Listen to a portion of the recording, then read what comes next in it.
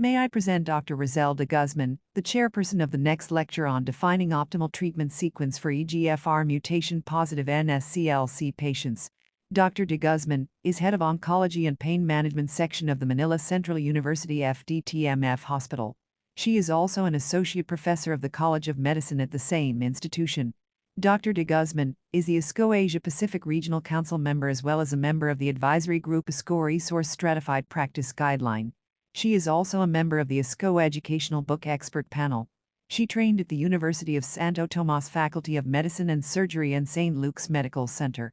Dr. de Guzman is a fellow of the Philippine College of Physicians, the Philippine Society of Medical Oncology, and is a member of several international societies such as American Society of Clinical Oncology, European Society for Medical Oncology, International Association for the Study of Lung Cancer, International Society of Geriatric Oncology. May I call on Dr. Roselle de Guzman to introduce the next topic and lecturer. A pleasant evening to everyone. Our fourth topic for tonight is defining optimal treatment sequence for EGFR mutation non-small cell lung cancer patients. A distinguished speaker who will give this lecture is Professor John Wen-Cheng Chang, MD, who is an assistant professor at Chang University in Taiwan. He is a director of the Chemotherapy Safety Team in the Cancer Center and a member of the Clinical Safety Test Committee in Chang Memorial Hospital.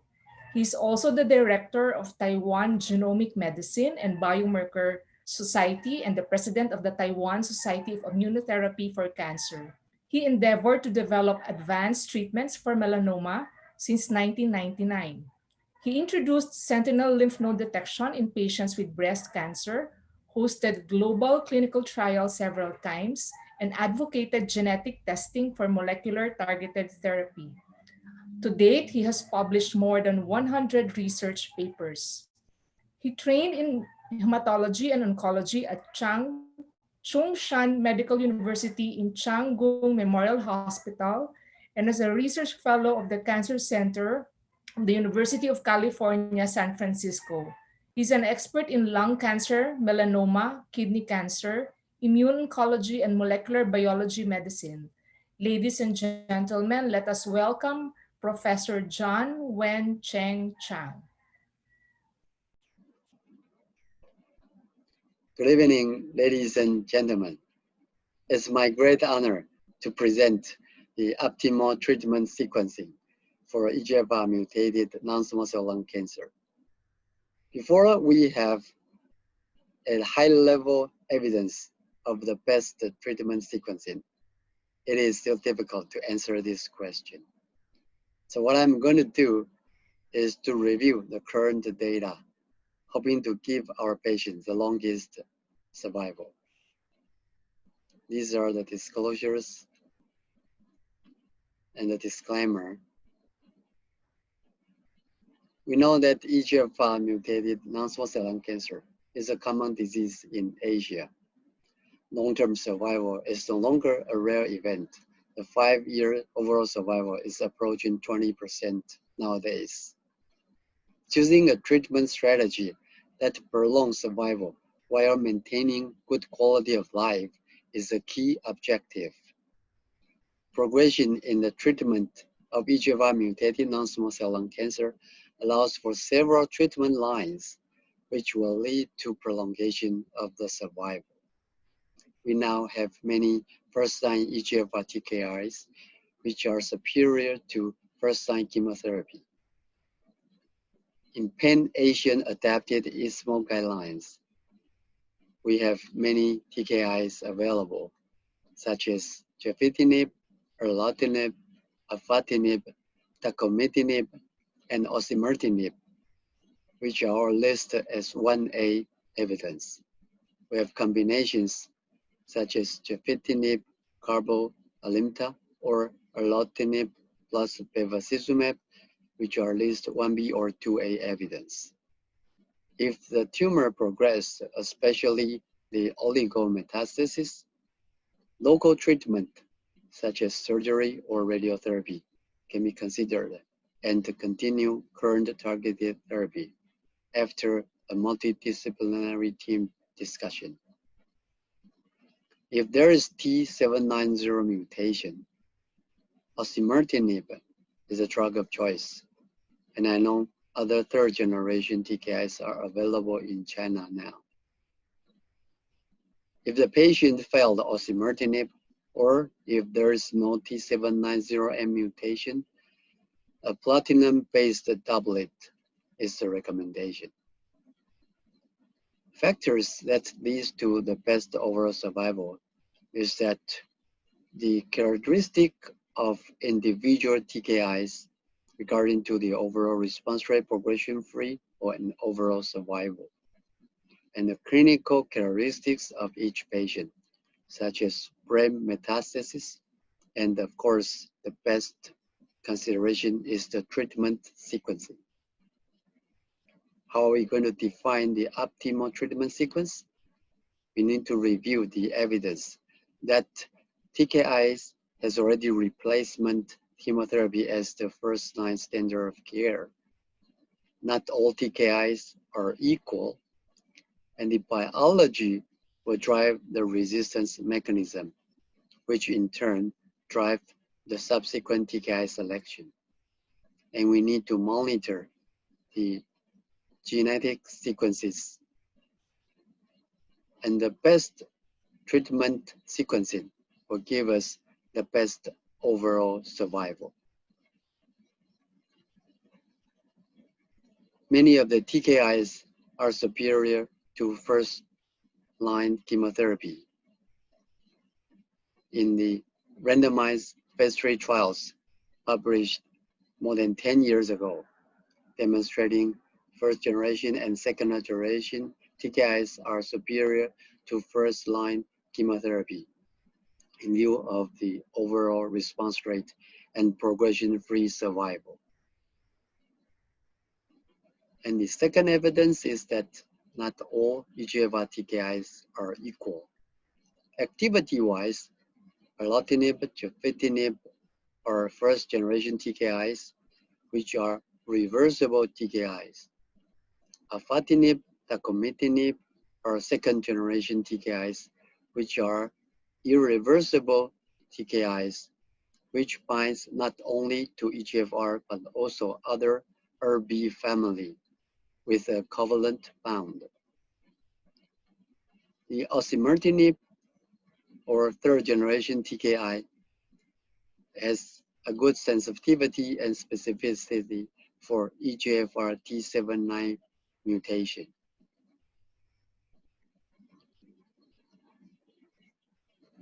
Efficacy-wise, not all EGFR TKIs are equal. The afatinib as compared to gefitinib. Afatinib has a better overall response rate, progression-free, and overall survival. Dacomitinib in Archer trial also demonstrated superiority to gefitinib in terms of progression-free and overall survival. And recently, the Flora trial of osimertinib as compared to gefitinib or erlotinib as a better and best progression-free survival up to date, which is 18.9 months, and overall survival as well.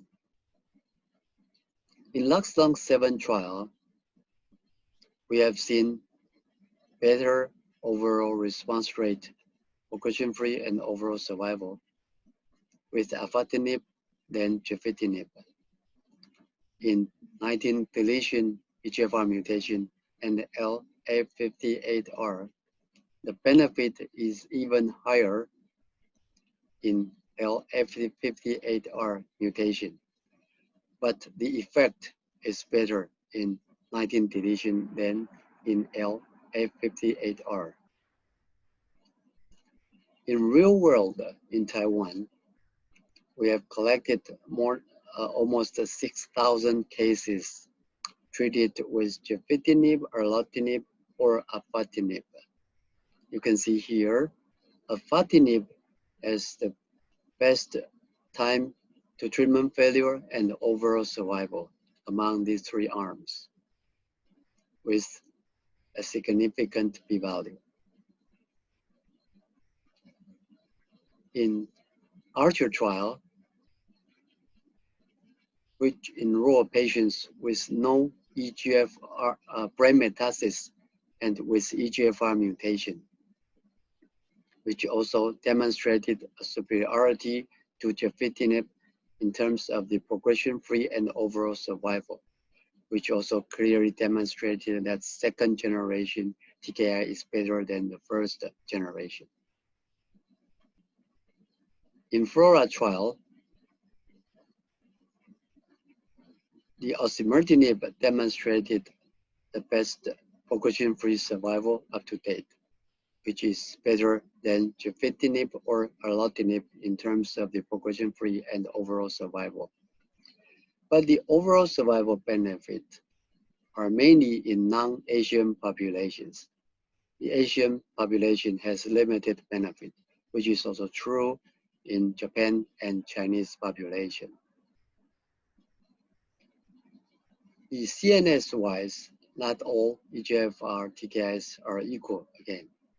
If you look at the IC50 and the mean CSF concentration, the penetration rate is more or less the same, but with higher dose, you can have a higher penetration rate for the CNS metastasis.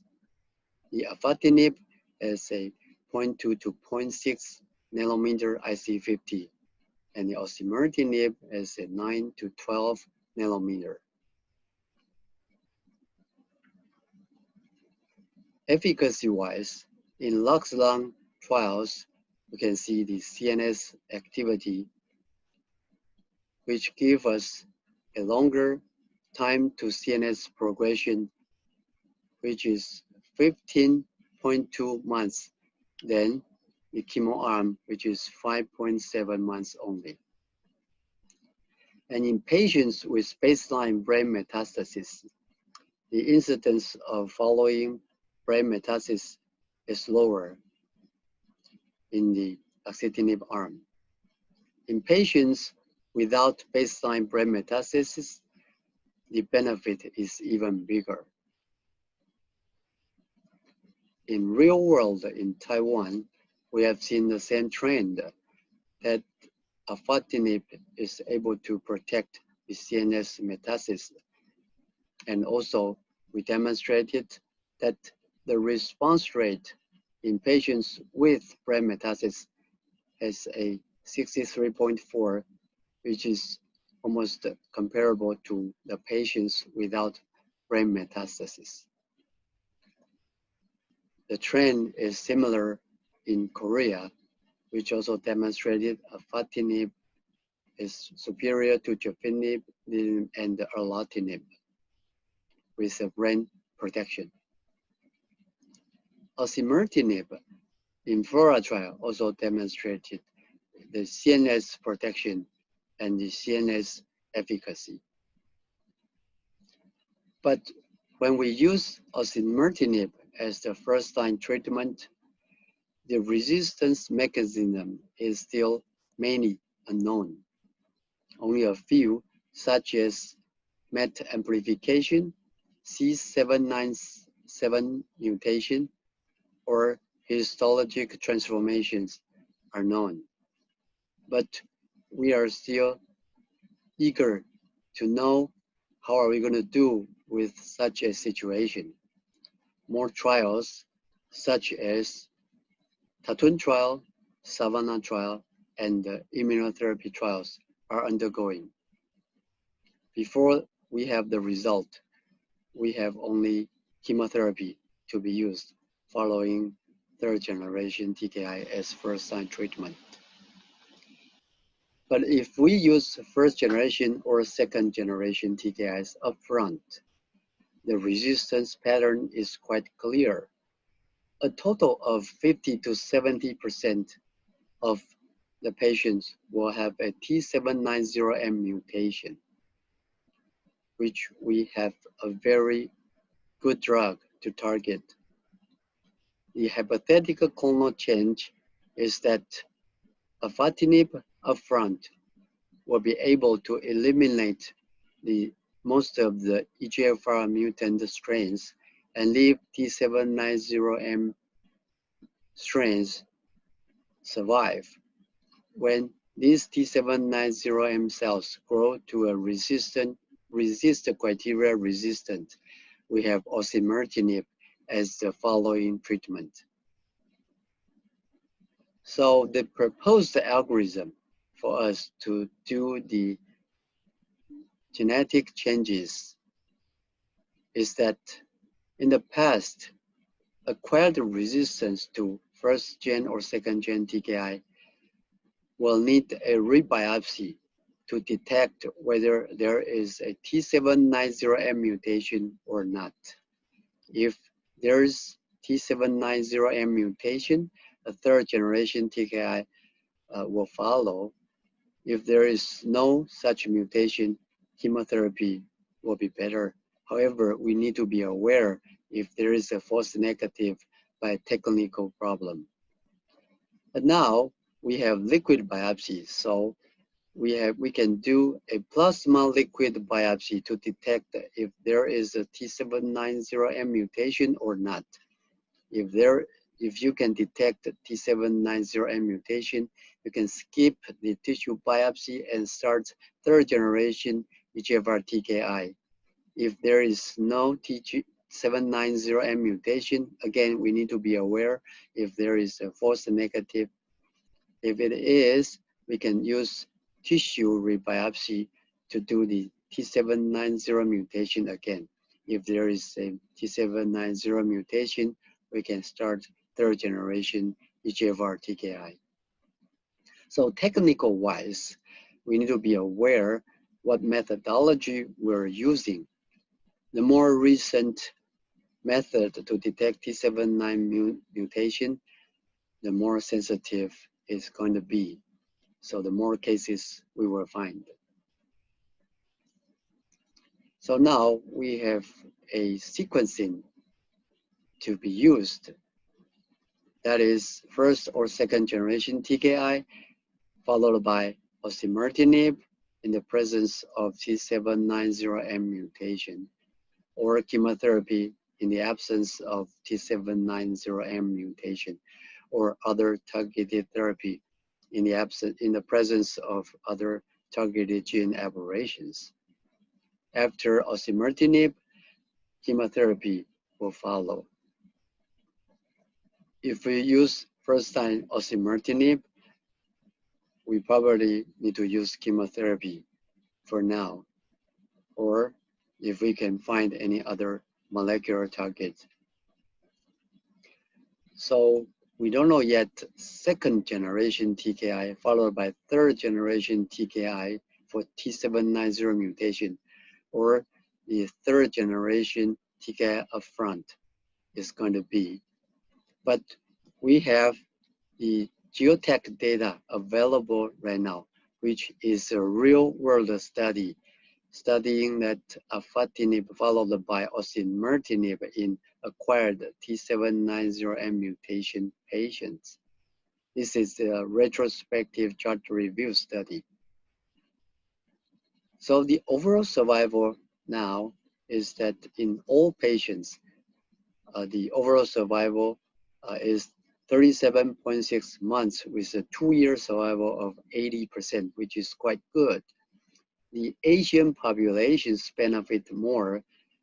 As you can see, the 2-year survival is almost 90% and an estimated median overall survival reaching 45 months right now. And the patients with 19 deletion also benefit from geotag sequencing. As you can see here, a 2-year survival is 84% and an estimated median overall survival is 41 months. Now there are ongoing prospective trials evaluating such a sequence.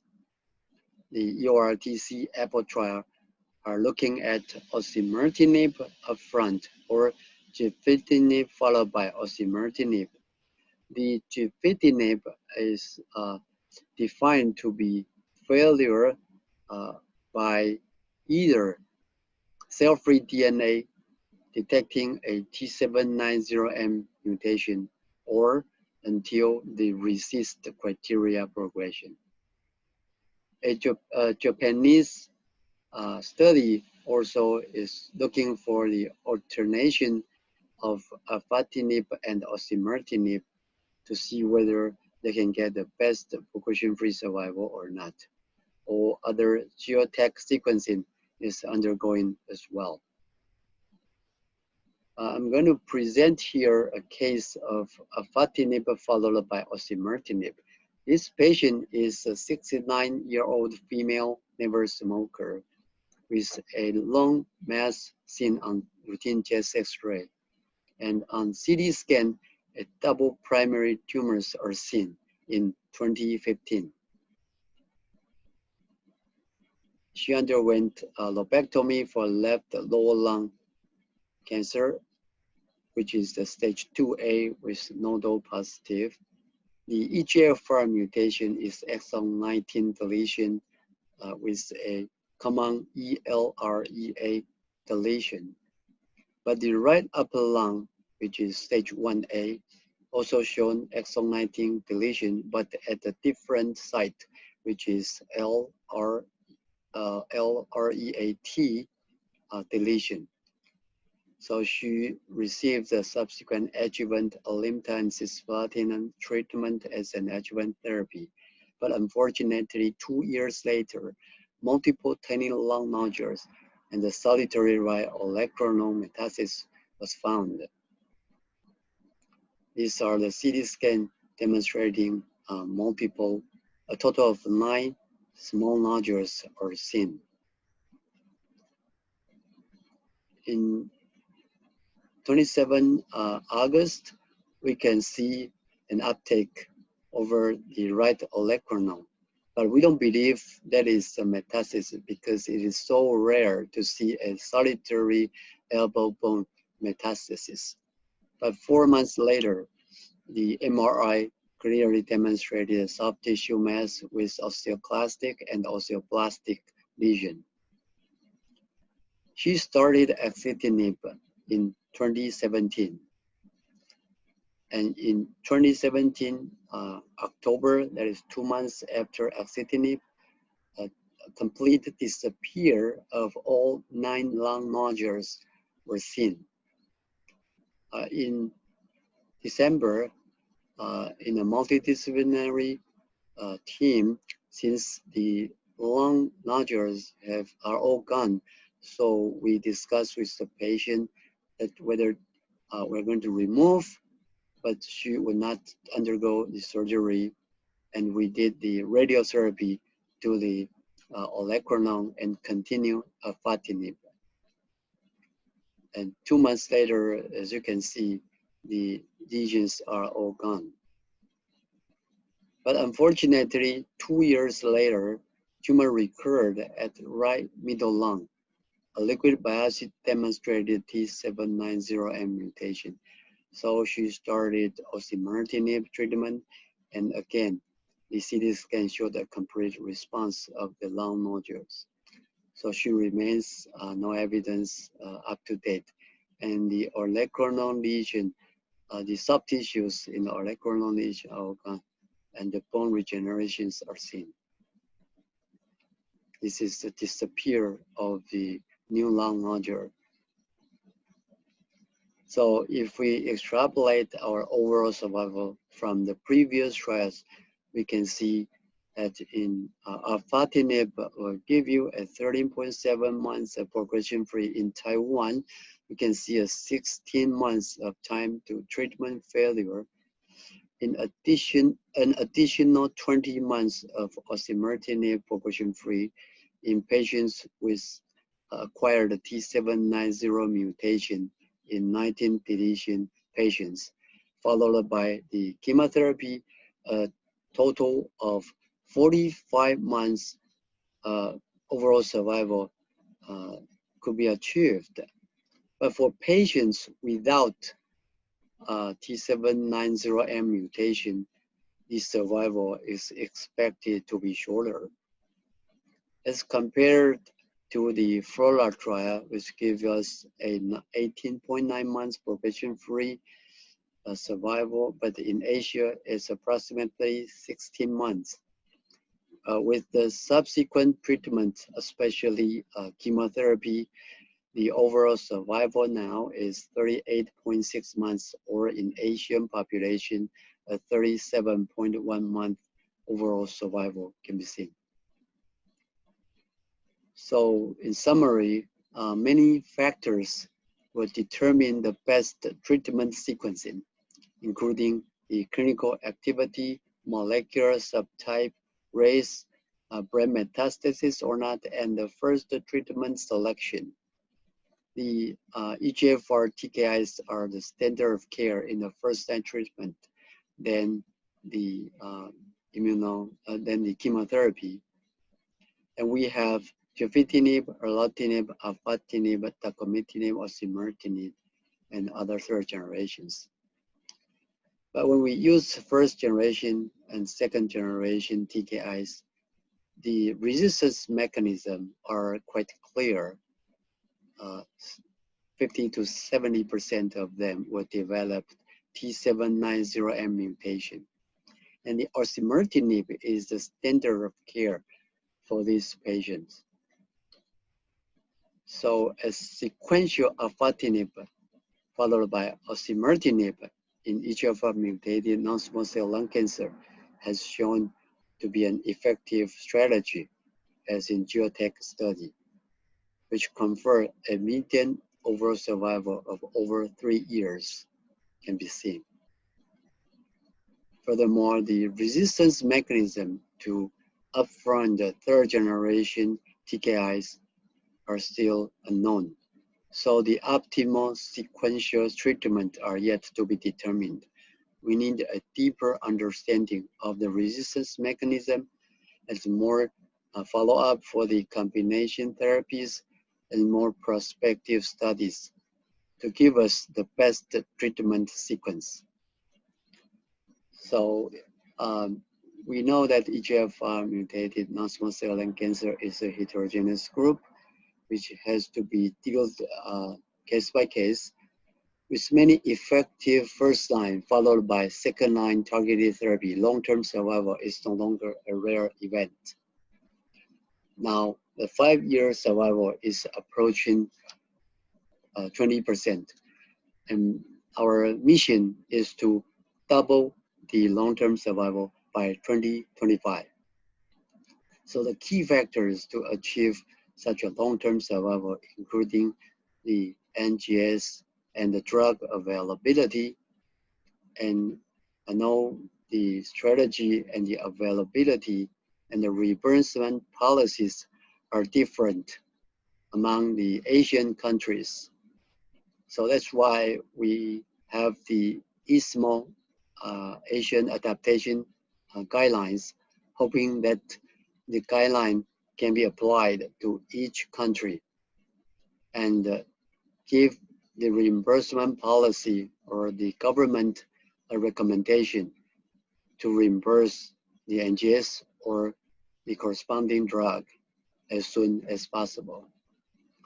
And then we need to know the drug selection and give the patients the best sequencing, possibly case by case.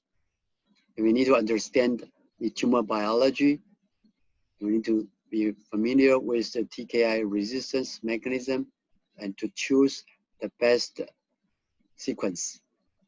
And we need to know the tumor heterogeneity and try to overcome the tumor heterogeneity. And also co-mutations sometimes are present, such as KRAS mutation or TP53, which also will have an impact on the TKI efficacy. So we need a rebiopsy, either tissue rebiopsy or liquid rebiopsy, to guide us when to change the drug. And in many cases, state-of-the-art multimodality personalized management and treatment may give the patient the best longest overall survival. I thank you for your attention.